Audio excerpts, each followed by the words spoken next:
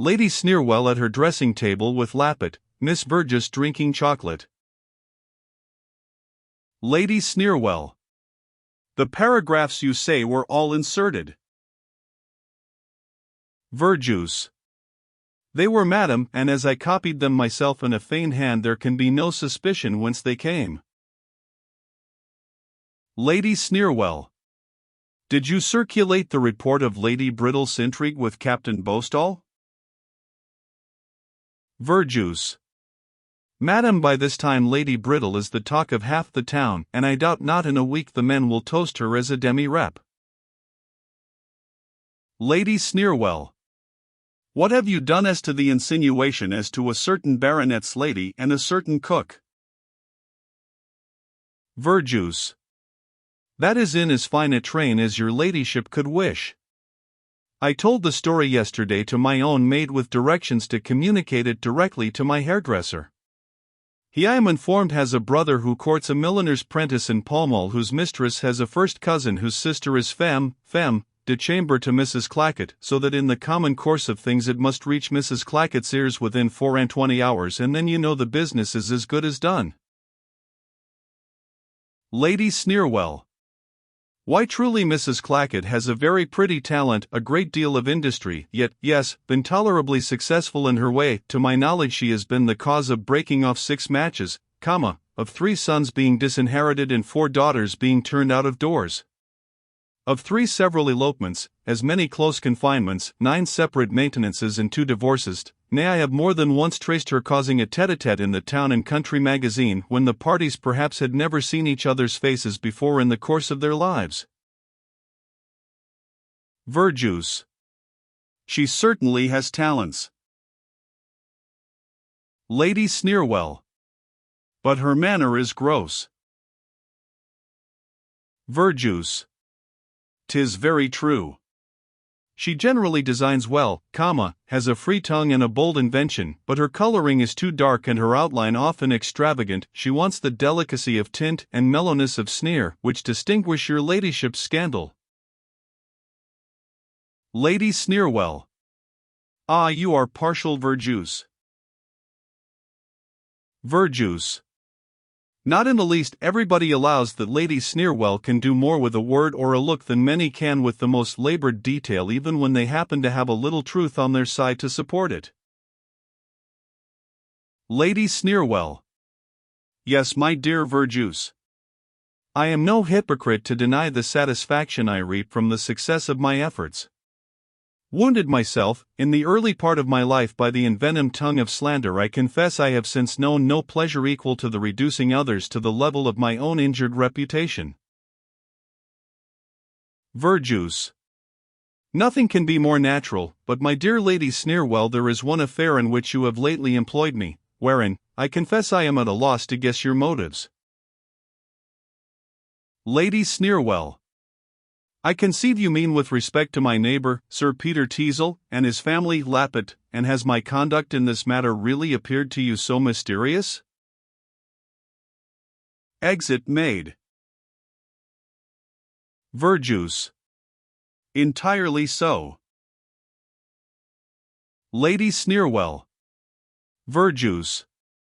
An old bachelor as Sir Peter was, having taken a young wife from out of the country, as Lady Teazle is, are certainly fair subjects for a little mischievous raillery, but here are 2 young men to whom Sir Peter has acted as a kind of guardian since their father's death, the eldest possessing the most amiable character and universally well spoken of, the youngest the most dissipated and extravagant young fellow in the kingdom, without friends or character, the former one an avowed admirer of yours and apparently your favorite, the latter attached to Maria, Sir Peter's ward, and confessedly beloved by her.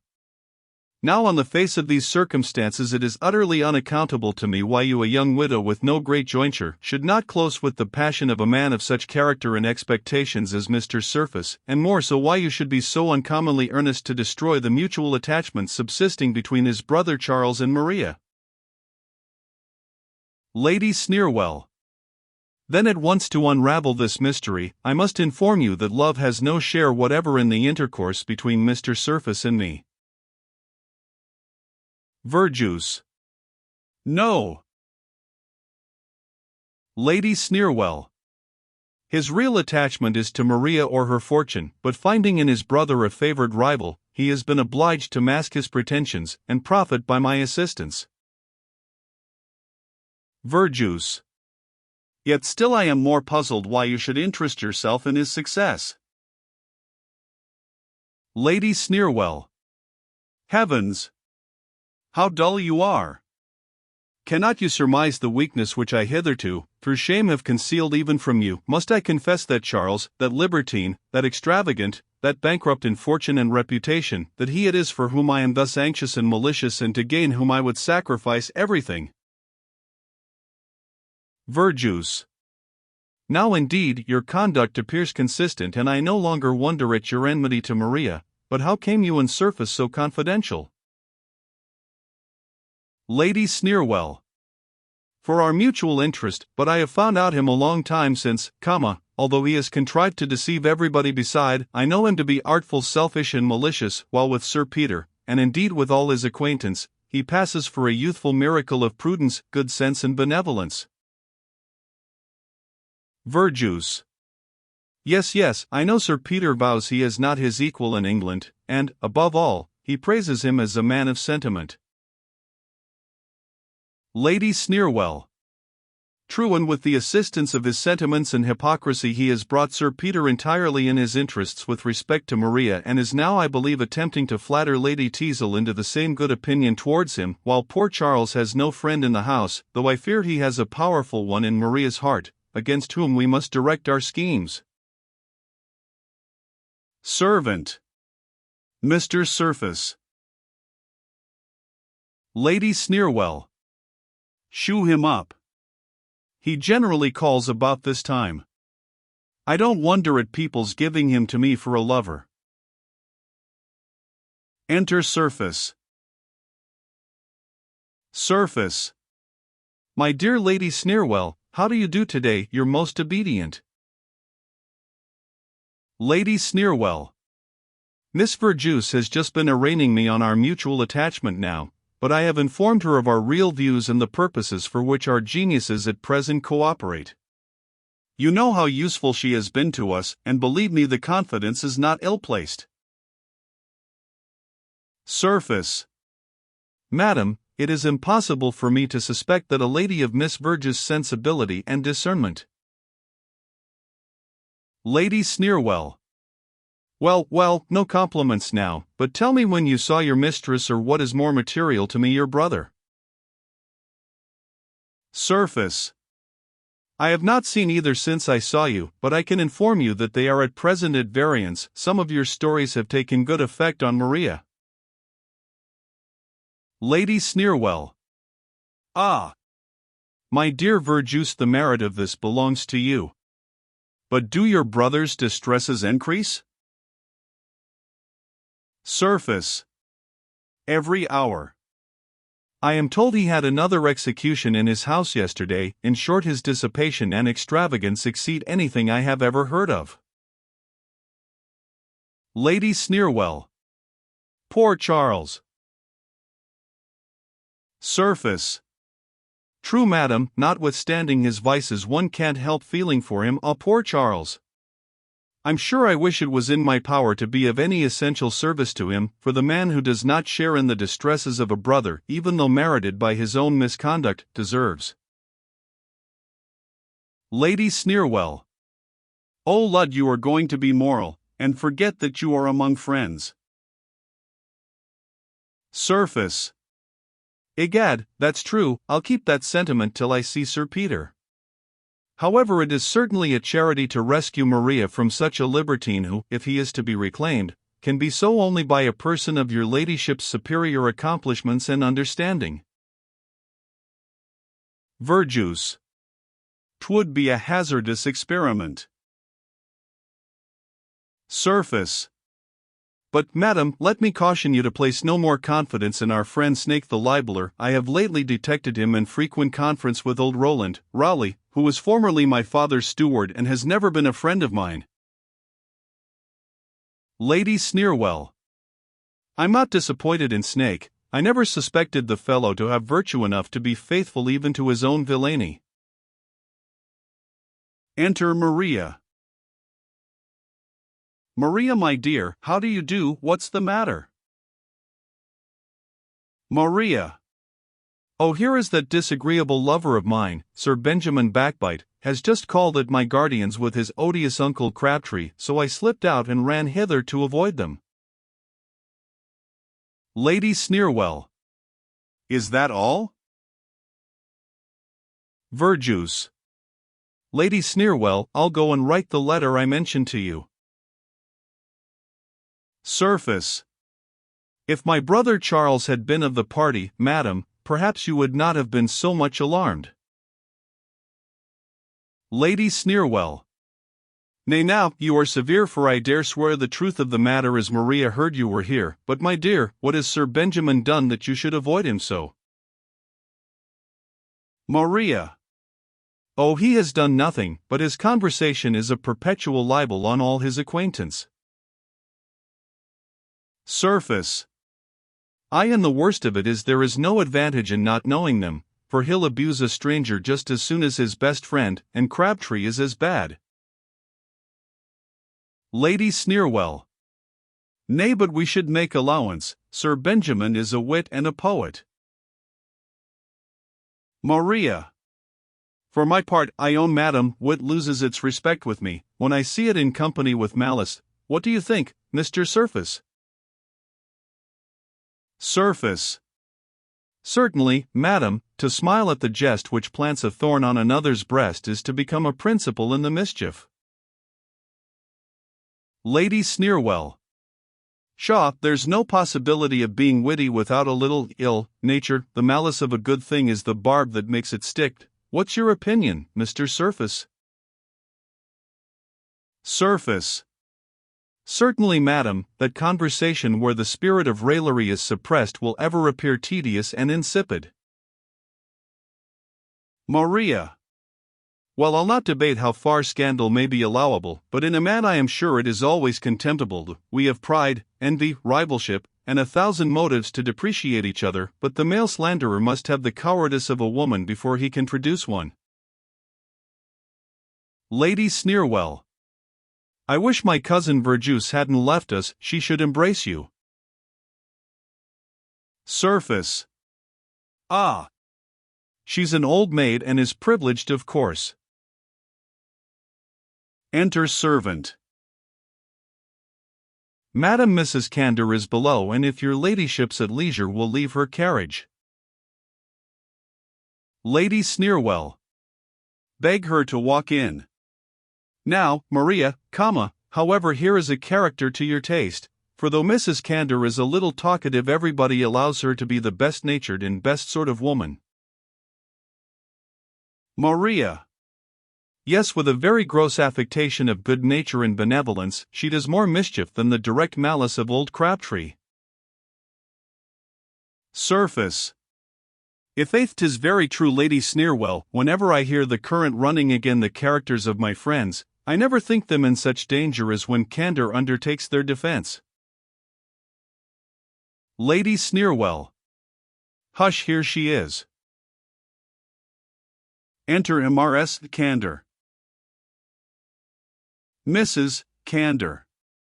My dear Lady Sneerwell, how have you been this century? I have never seen you, though I have heard of you very often, Mr. Surface. The world says scandalous things of you, but indeed it is no matter what the world says, for I think one hears nothing else but scandal. Surface. Just so, indeed, ma'am. Mrs. Candor.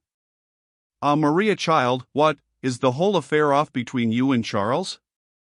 His extravagance, I presume. The town talks of nothing else. Maria. I am very sorry, ma'am, the town has so little to do. Mrs. Candor. True, child, but there's no stopping people's tongues. I own I was hurt to hear it, as I indeed was to learn from the same quarter that your guardian, Sir Peter, and Lady Teazle have not agreed lately so well as could be wished. Maria. 'Tis strangely impertinent for people to busy themselves so. Mrs. Candor. Very true, child, but what's to be done? People will talk, there's no preventing it. Why it was but yesterday I was told that Miss Gadabout had eloped with Sir Filigree Flirt. But, Lord! There is no minding what one hears, though to be sure I had this from very good authority. Maria. Such reports are highly scandalous. Mrs. Candor.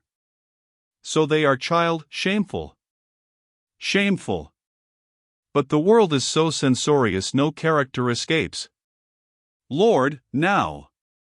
Who would have suspected your friend, Miss Prim, of an indiscretion yet such is the ill nature of people, that they say her uncle stopped her last week just as she was stepping into a post-chaise with her dancing master.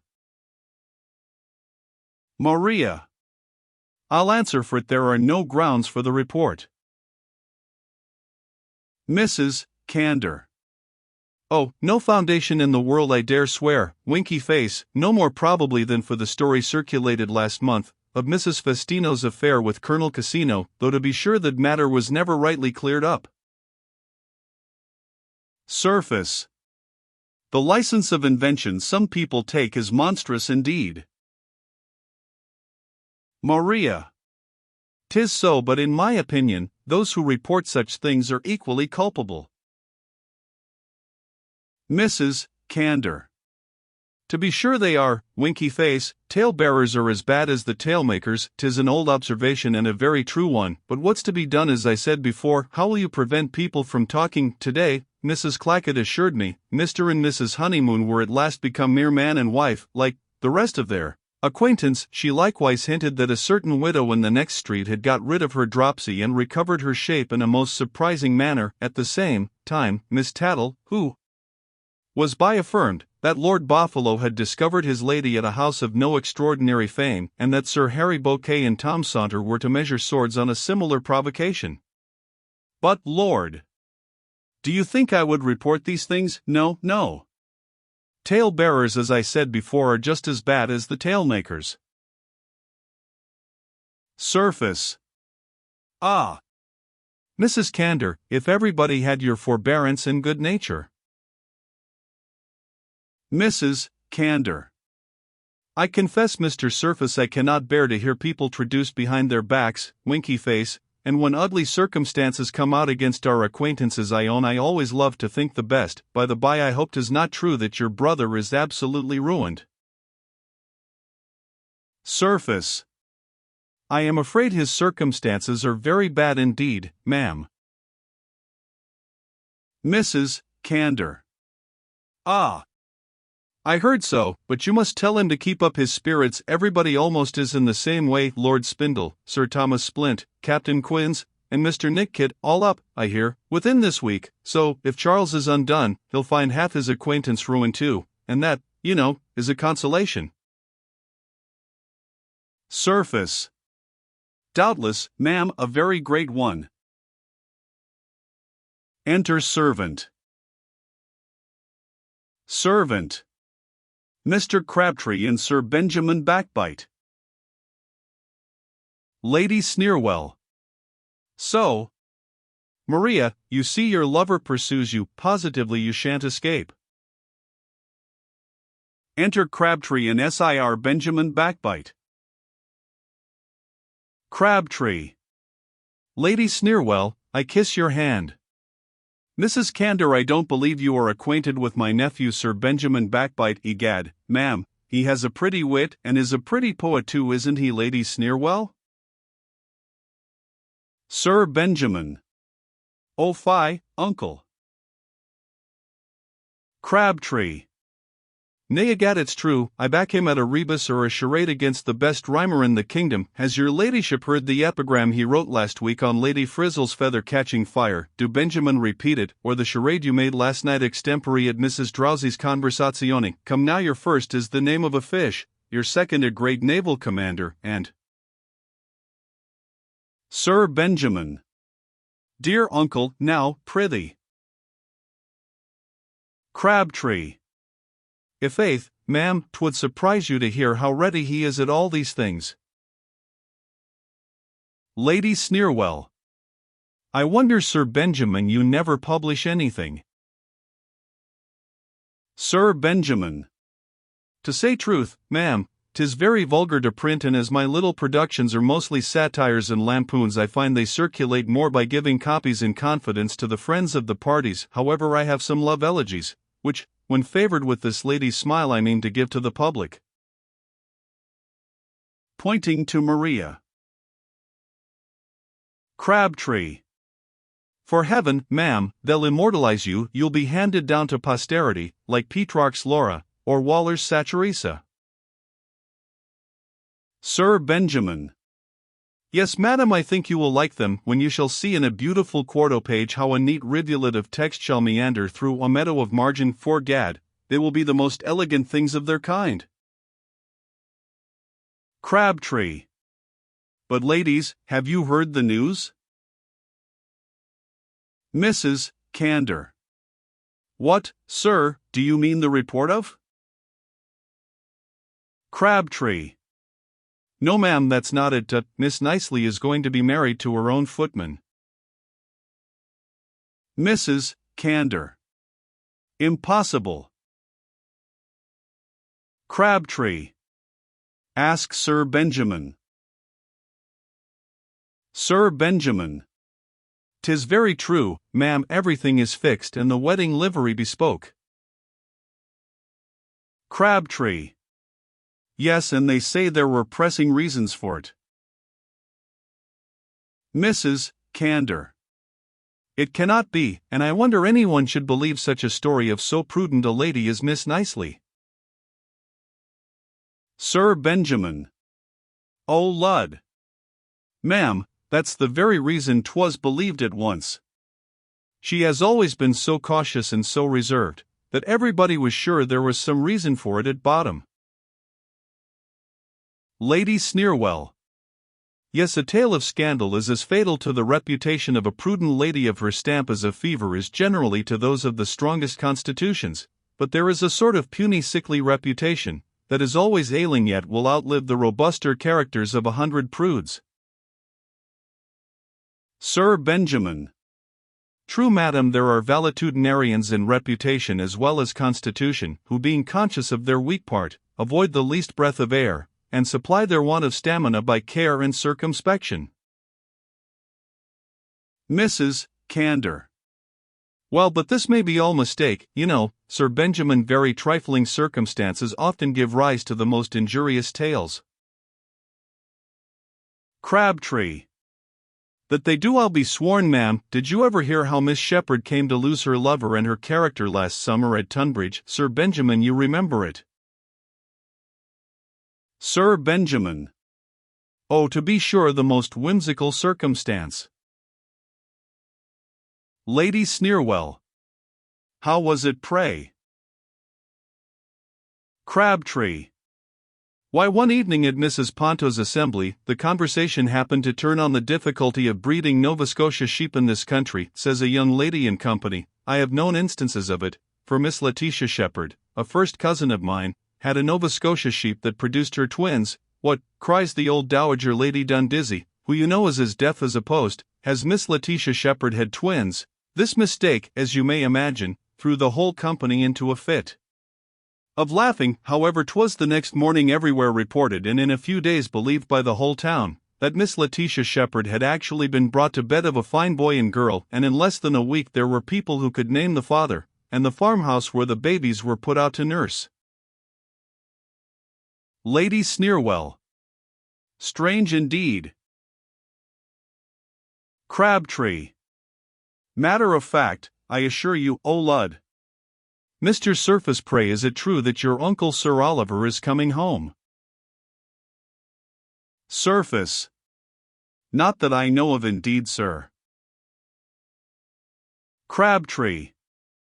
He has been in the East Indies a long time, you can scarcely remember him, I believe. Sad comfort on his arrival to hear how your brother has gone on. Surface. Charles has been imprudent, sir, to be sure, winky face, but I hope no busy people have already prejudiced Sir Oliver against him. He may reform. Sir Benjamin. To be sure he may. For my part, one never believed him to be so utterly void of principle as people say, and though he has lost all his friends, I am told nobody is better spoken of by the Jews. Crabtree.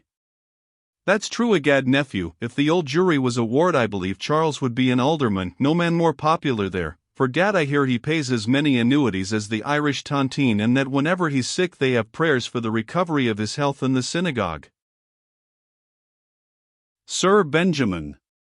Yet no man lives in greater splendor. They tell me when he entertains his friends, he can sit down to dinner with a dozen of his own securities, have a score tradesmen waiting in the antechamber, and an officer behind every guest's chair. Surface. This may be entertainment to you gentlemen, but you pay very little regard to the feelings of a brother. Maria. Their malice is intolerable. Lady Sneerwell, I must wish you a good morning. I'm not very well.